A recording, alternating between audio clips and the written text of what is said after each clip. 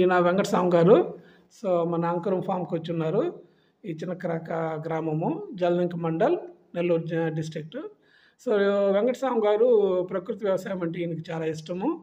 So ఇప్పుడు ఈయన రీసెంట్గా తౌడు అనే దాన్ని కన్జ్యూమ్ చేయడం స్టార్ట్ చేశారు. సో దాని గురించి అసలు ఏంటి బ్యాక్గ్రౌండ్ తెలుసుకోవడానికి ట్రై చేద్దాము. సార్ చెప్పండి సార్, మీరు అసలు తౌడు ఎందుకు వాడాలనుకున్నారు, పర్సనల్గా ఎందుకు యూజ్ చేయాలనుకున్నారు చెప్తారా?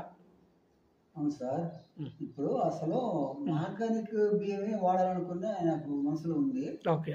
సరే, కొన్ని కారణాల వల్ల అది వాడలేకపోవడం వల్ల ఓకే. కనీసం ఈ తౌడన్నా వాడితే సరే దానివల్ల ఉపయోగం ఉండొచ్చునని అందువల్ల అనుకున్నాను. అది వాడిన తర్వాత ఏదైనా జావలో కలుపుకొని తాగేవాడిని. ఓకే. రోజు ఒక 3 టేబుల్ స్పూన్లు. ఓకే. అది వాడిన తర్వాత ఓకే. మొట్టమొదటిగా నేను గమనించింది డైజెషన్, ఫ్రీ మోషన్. ఓకే. అది ఒకటి నేను గమనించినాను. ఓకే. నాకేమి సైడ్ ఎఫెక్ట్లు ఏమి లేవు. ఓకే. వాడిన దానివల్ల ఓకే. చాలా మంచిగా ఉందని మా 2 కుమార్తెలు ఉంటే వాళ్ళకు కూడా వాడుకోమని చెప్పినాను. ఓకే. ఇప్పుడు అందుకే వచ్చున్నాను సార్ వాళ్ళ అంకురం. Okay sir. సార్ అయితే ఇప్పుడు మీరు ఆ తౌడు మన దగ్గర నుంచి తీసుకెళ్తారు కదా, తీసుకెళ్ళి దీన్ని మీరు అసలు ఏం చేస్తారు, ఎలా శుభ్రం చేసుకుంటారు? దాన్ని జల్లెడ పెట్టుకుంటాం. Okay sir. బాగా జల్లెడ పెట్టి ముక్క నూక ఉంటే అది బయట పడేసి ఓకే. దాన్ని వాయిల్గా లైట్గా వేయించడం. ఓకే. వేయించుకొని చల్లారి పెట్టుకొని ఫ్రిడ్జ్లో పెట్టుకుంటే ఏ విధమైన పురుగు గిరుగు అట్టు పట్టదు. ఓకే.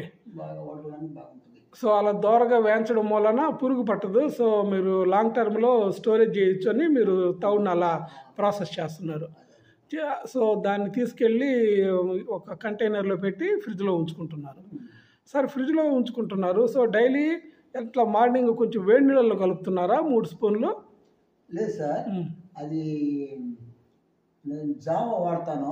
ఓకే. బియ్యాన్ని అంటే రాగులు, సజ్జలు, జొన్నలు ఆ విధమైన జావలో. ఓకే. ఆ జావలో దీన్ని మిక్స్ చేసుకొని ఓకే ఒక 2 లేకపోతే 3 టేబుల్ స్పూన్లు ఓకే తీసుకుంటాను. ఓకే. చాలా బాగుంటుంది. మజ్జిగ కలుపుకుని దాంట్లో. Okay sir. అది ఓకే. సో ఫ్రెండ్స్, సో చూసారుగా వెంకటస్వామి గారు ఆయన డైరెక్ట్ ఎక్స్పీరియన్సు. సో మనకి ఇప్పుడు వైట్ రైస్, కంప్లీట్గా వైట్ రైస్ తినడం మూలాన సో మనకు దాని మీద దొరకవలసిన కంప్లీట్ ఫైబర్ మిస్ అవుతుంది. సో దాని గురించి కొన్ని విటమిన్ డెఫిషియన్సీస్ వస్తున్నాయి. సో అందు గురించి కొందరు డాక్టర్స్ కూడా డైరెక్ట్గా రికమెండ్ చేస్తున్నారు తౌడు ఇలా కన్జ్యూమ్ చేయమని.